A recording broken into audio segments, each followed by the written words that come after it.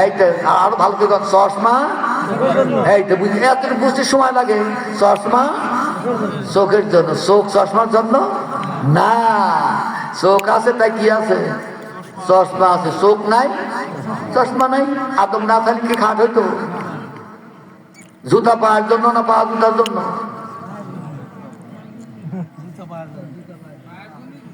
হ্যাঁ, জুতা কার জন্য?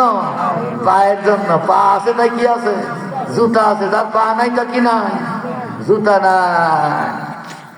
মহান আল্লাহ তাআলা ডাক দিয়ে বলে, আদম চিন্তার কোনো কারণ নাই, খাটটা তোমার জন্য। তুমি যদি খাটে উঠতে চাও তাহলে আমি আল্লাহ বলতেছি, তুমি খাটের দিকে তাকায় বলবা, খাট রে আমি তোর উপরে আরোহণ করতে চাই। বলার সাথে সাথে আসমান পরিমাণ লম্বা খাটটা স্প্রিং করিয়া তোমার হাঁটু পর্যন্ত হইয়া যাবে। সুবহানাল্লাহ কোন, সুবহানাল্লাহ কোন। স্প্রিং করিয়া তোমার হাঁটু পর্যন্ত হয়ে যাবে। আদম ডাক দিয়ে বলে, খাট আয়, আমি তোর উপর আমি আরোহণ করতে চাই। বলার সাথে সাথে আসমান পরিমাণ খাটটা আদমের হাঁটু পর্যন্ত হয়ে গেল। একটু সুবহানাল্লাহ করবেন না? আর একটু জোরে কোন আল্লাহু আকবার। এবার খাটটা যখন হাঁটু পর্যন্ত হয়ে গেল, আল্লাহ নবী খাটের দিকে লক্ষ্য করে দেখে খাটের উপরে বালিশ নাই, তোষক নাই, কোনো কিছু নাই, শুধুমাত্র সরাটা সরাট পড়ে আছে। আল্লাহ ডাক নবী ডাক দিয়ে বলে, আল্লাহ তুমি আমারে এত আদর করে তুমি বানাইলা, সৃষ্টি করলা, কিন্তু আমার সুবার একটা খাট দিলা, কিন্তু খাটে তোষক নাই, বালিশ নাই, কিছু নাই, এটা কি বানায় দিলা? আমার আল্লাহ বলে, আদম রে তুমি বোঝো নাই, আমি যদি আগেই তোষক বালিশ আর যদি বাদ বাকিগুলি দিয়ে দিতাম, তোমার কাছে আসতে পারে ওইটা পুরাতন হয়ে যেত। আমি আল্লাহ ইনটেক মাল দেওয়ার জন্য এই ব্যবস্থা করেছি। কোন সুবহানাল্লাহ। আমি ইনটেক মাল দেওয়ার জন্য আমি ব্যবস্থা করেছি। আল্লাহ রাব্বুল আলামিন বলে দিল, জারাবিয়্যু মাবসুসা।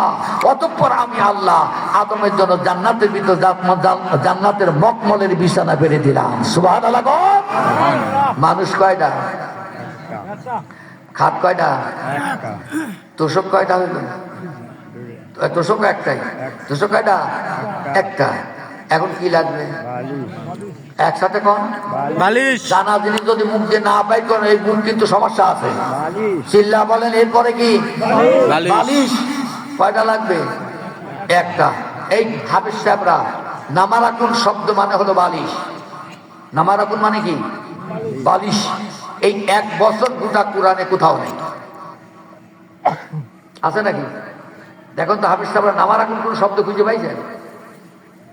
না, কোথাও নেই।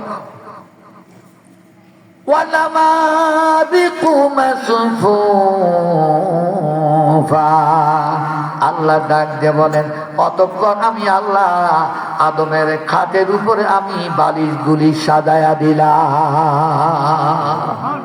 বালিশ গুলি করলে কয়টা বোঝায়? অনেকগুলি বালিশ। কমপক্ষে কয়টা? 2টা তো হবেই। 2টা বালিশ দিয়ে দিলেন। আদমকে বলেন, ডান দিকে কাত হয়ে ঘুমাও। ডান দিকে কাত হয়ে ঘুমাও। আদম আলাইহিস সালাম ডান দিকে কাত হয়ে ঘুমাইল। ওই যে বিবি, এবার ফেরেশতা ডাক দিয়ে বলে, আল্লাহ তুমি